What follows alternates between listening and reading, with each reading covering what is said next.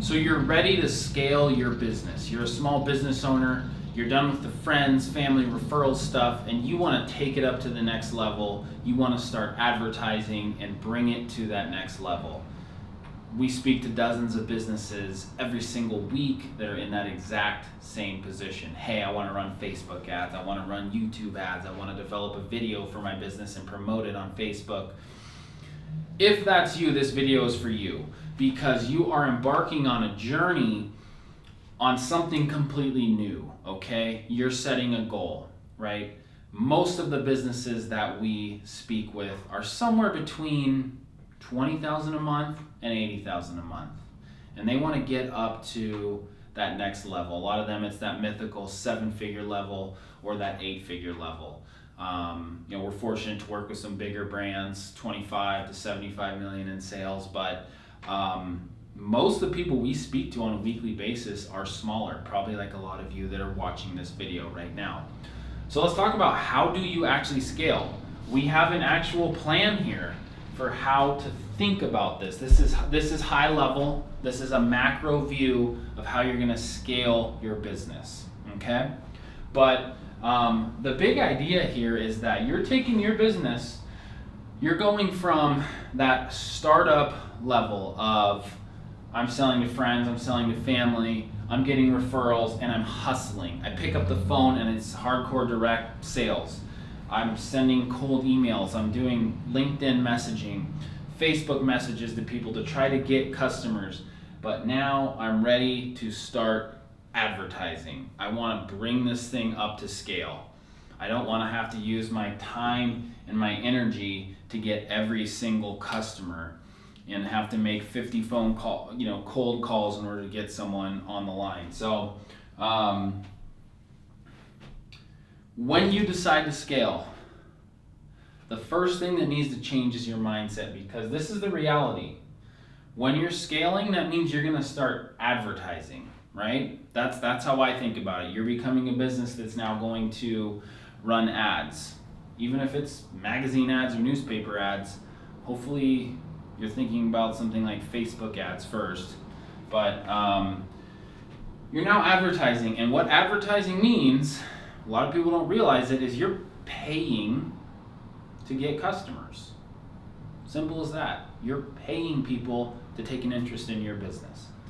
And the other part about that is that these are cold leads. These are not people that already know you. They haven't been referred to you. They haven't been, warmed up by a friend of yours. They know nothing about you. So you have to develop a system to convert people who don't know about you into being believers of you. Now, here's a good question. Here's something you need to think about. Does this really work is the question that everyone in the beginning who hasn't advertised before, that's what they're asking themselves. Does this really work?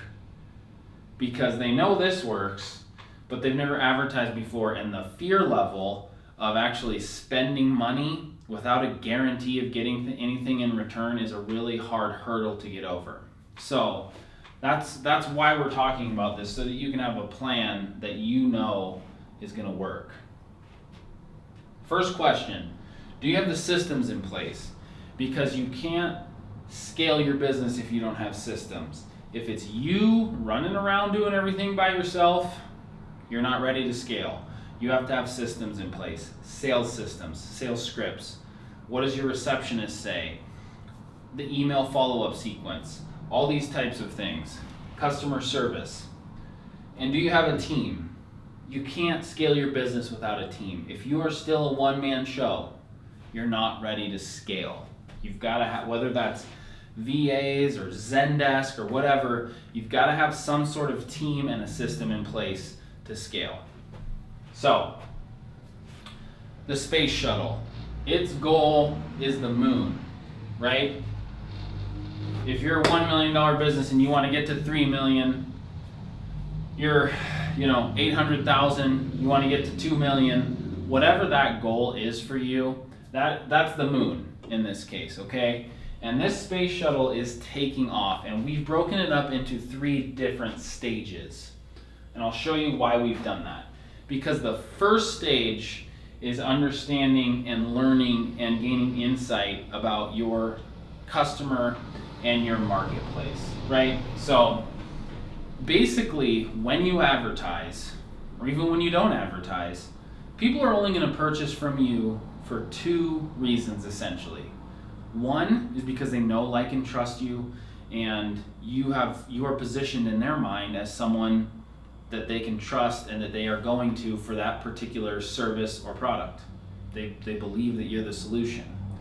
The other reason is because you are presenting to them an offer that they just can't pass up. They can't refuse it, right? They have a proven and known need, and you can satisfy that need, and you're going to do it at a great price. Those are basically the only two ways, right? So a lot of people think it's a matter of, well, I'm just going to launch the magical Facebook ad. Even though these people don't know who I am, I'll just launch a Facebook ad and they're going to come to me and pay me full price for my services, and I'm just going to get rich and retire in like 3 weeks. And that's just not how it works, right? This is a process. This is a formula. So that first stage is developing direct response offers that work. In many cases, a lot of the businesses that we work with, we know right off the bat, we know the offers that are going to work already. We've already tested this stuff. But if it's a business we haven't worked with, we're testing offers to see what offers the audience is going to convert on, okay? And the bottom line is we're trying to figure out what will make them take action at what price, right? So this first stage, you're testing it and you're proving it to yourself, because remember, in your mind, you're trying to figure out, does this really work? And we have to prove it to you. You've got to prove it to yourself. We're trying to get cash flow into the business. So the difference between branding marketing and direct response marketing is that direct response is going to bring people in right away, right? We're going to be able to put an offer out there, right? People need batteries for their camera, right? Let's do an offer. Buy one, get one free batteries for a camera, and target people that we know are camera enthusiasts, right? Buy one, get one free. You're not going to make any money on that offer, but maybe on the back end we can build a funnel where we can upsell them to an additional battery, or plus a charger, or a couple extra things. Or you're a chiropractor, you know that people have back pain. Get them into your office with a new patient special, and then you can sell them a treatment plan on the back end. So we use that to get people in, get cash flow, and figure out what your numbers are. So you need to figure out, okay, I went from referrals and family and friends and I was converting 80%. Now I'm going to cold traffic, I'm not going to convert 80% anymore, right? This is now going to be 50% or 40% or 30%. You're going to figure out what those numbers are, and you're going to figure out how much does it cost you to acquire a customer. Okay, every time you spend $47, you get a customer. On average, that customer is worth about $72. That's a good number. You know that you can now spend $47 all day long, and you're going to make a pretty nice profit on that every single day. So that's what this is about. Now you get that momentum. You start making money on this. You get that first $40,000, that first $90,000, that first $213,000. And this is where it becomes important. A lot of people stop here and they start to see what always happens with when you're only doing hardcore direct response sales-based marketing. You start to see diminishing returns because nobody wants to be sold to all the time. If you're not going to do value-based video marketing, and you're not going to do funny video, whatever type of videos fits your business, whatever type of branding fits your business, if you're not going to do anything outside of just, hey, come to my business, come to my website and pay me money, you're going to start to see diminishing returns here at some point. So within that first couple months, you want to take that first 40,000, that first 80,000, first 100,000, and start reinvesting, key word here, don't take the money out of the business and think that you've made it. Reinvest into branding. This is where we start mixing. We still stay with the hardcore, that's why I labeled this momentum. We're still gonna do 80% momentum-based marketing, but we're gonna start spending 20% of our budget. We're gonna add 20% to our budget to start positioning ourselves and building a brand so that people know who we are, so they like us and they trust us when they come in. And that way, not every single person that comes in anymore is just gonna be someone that's looking for a deal or maybe has their guard up a little bit. They wanna know, what is the catch? Why is this such a good deal? Are they tricking me here? These are the kinds of things you have to deal with if you're only gonna do this type of marketing. It works, it's profitable, and many times it's very, very profitable for quite a while, but eventually you're gonna run into the law of diminishing returns, okay? So this is stage 2, right? Stage 1, we had both the boosters on, but stage 2, those boosters come off, and they are now in a different level of the atmosphere, and it is traveling differently. So now we're starting to build our brand as well. Then you get to stage 3. This might be 6 months down the road, it might be 2 years down the road, but you want to be transitioning so that 80% of your budget is position-based, brand-based, and 20% is momentum-based. So we don't ever say go completely away from direct response, but you do want it to be a minimal part of what you're doing, because direct response brings results without question. But positioning yourself as the expert is where it's really at.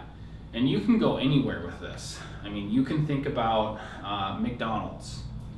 They make the world's crappiest hamburger, but look at how big of a business they are. They are top of mind, front of mind. Everyone knows who they are. They're located in all the best places. They're convenient. They save people time. And people know I can go get a quick bite at McDonald's. It's a legit business, even though their product sucks. Nike, right?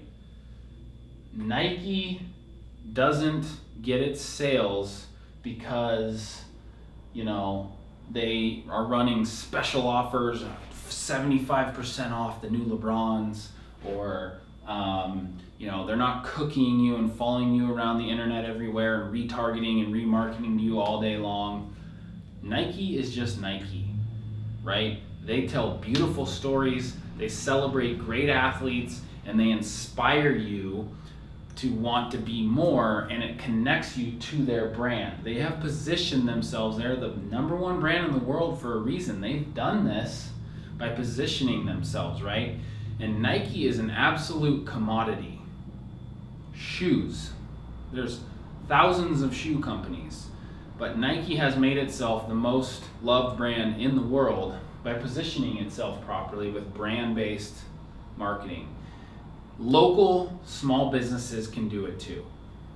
It's very doable, and it's very affordable, relatively speaking, with the advertising that we have available now. So that is how we think about scaling your business. It has to be done in stages, okay? Direct response, hardcore, cash flow, get people in the door. Then you start mixing in some branding. Then you move more to a full branding package. And now you have a business that's at scale. You reach that 7-figure level or that 8-figure level. Hopefully that helps.